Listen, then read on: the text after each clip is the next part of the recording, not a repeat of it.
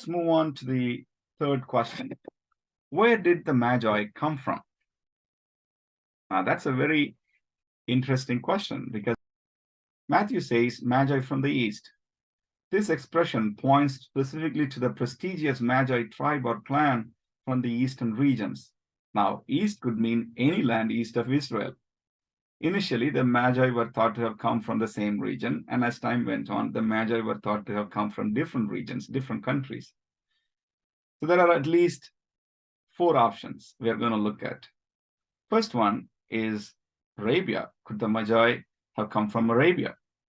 Justin Martyr, in his book Dialogue with Trypho, in chapter 78, he notes that the Magi came from Arabia. Now, if you look at Arabia from Israel, it is exactly located on the southeastern side of Israel. And this is what Justin Martyr says.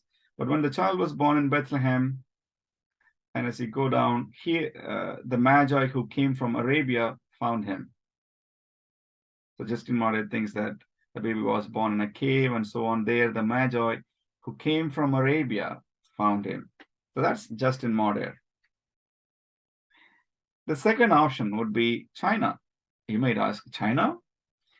There is a New Testament apocryphal document called Revelation of the Magi. It was recently translated into English by Brent Landau. So Brent Landau, this is what he says about the location from where the Magi came from, according to this Revelation of the Magi. Now, as I said, this book is a much later document. Hundreds of years later, it is written. So it has a lot of fanciful details and information. So it's part of the New Testament Apocrypha. It has a very little credibility. But however, this document seems to refer to the Magi as have come from China. The Magi are described as coming from the land called Shir. So that's located in the extreme east of the world at the shore of the great ocean, which is in other ancient texts, the Shir is referred to as a place where silk come from. So it suggests that the reference is where to China, based on the revelation of Magi, which did not have much credibility in the first place. The third option would be India. Could Magi have come from India? Now, there is an age-old tradition within the Eastern tradition, in Indian tradition, that the 3 Magi came from the southern region of India, near the city of Cochin in Kerala. There is a town even today named as Piravom. Now, Piravom means nativity. And there is an ancient church which dates back as old as to the 5th century. It is known as Piravom Valiyapalli, the great church of Piravom. It also has another name. It means Rajakalode Palli. It means Church of the Kings. Now, it is believed that after the 3 wise men returned from Israel, they built the first church to worship Jesus in that very place. It was later expanded. Now, this is what, if you go to their website, the church has a website. That's how they describe about their church. When they reached back to their homeland, that's the Magi, when they came back to their homeland, they built an edifice in the Indian style, and here they began to worship the Holy Infant.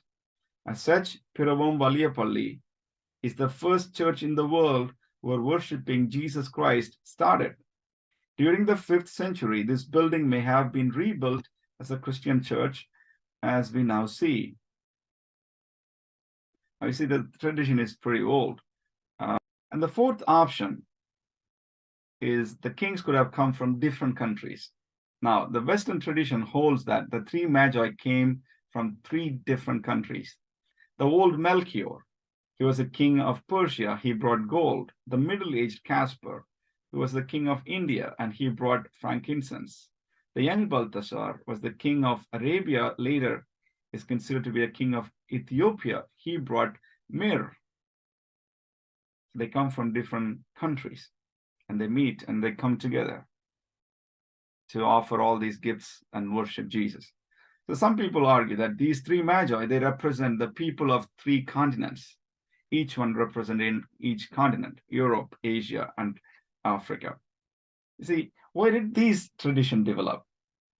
I think these changes to think of the Magi as coming from different countries, this might have happened due to attempts that try to synchronize the prophetic passages with the Magi tradition.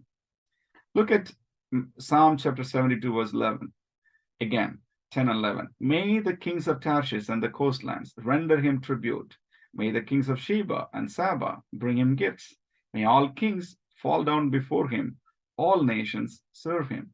So here, reference to kings from different places, you see. So when they try to read and synchronize these passages with the Magi tradition, they try to make concessions, saying that, okay, they came from different countries. Where could they have come from? Where could these Magi come from? I would like to present that they must have come from the region of Babylon, an ancient or the Persian region.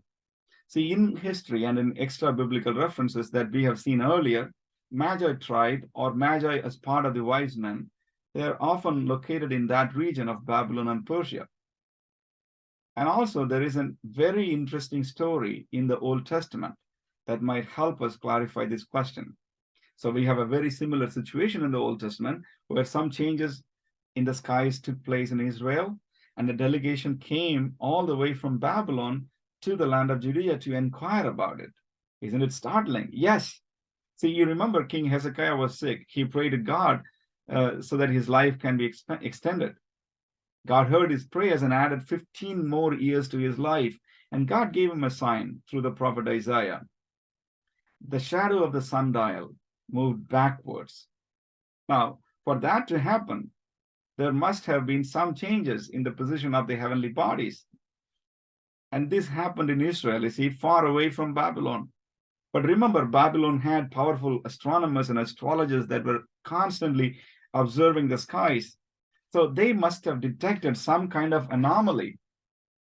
And they tried to further inquire about this. This is what 2 Chronicles 32 verse 31 says.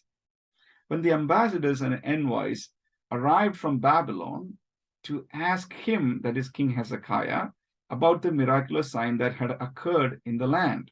So the king of Babylon sends a group of people, probably the wise men, people who can understand these things. So the ambassadors arrived from Babylon to ask him about the miraculous sign. That is, how did the shadow of the sundial move backwards?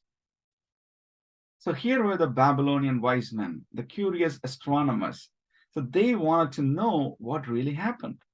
Now, fast forward 700 years to the time of the birth of Jesus. We see another group of wise men from the same region of Babylon, from the east. Babylon is exactly located in the east, who observed these changes in the skies above, just like their predecessors. They came to the land of Judea once again, but this time not to inquire about what is going on, but they exactly knew what was going on. They came there to worship the baby king. Now that leads us to the next question.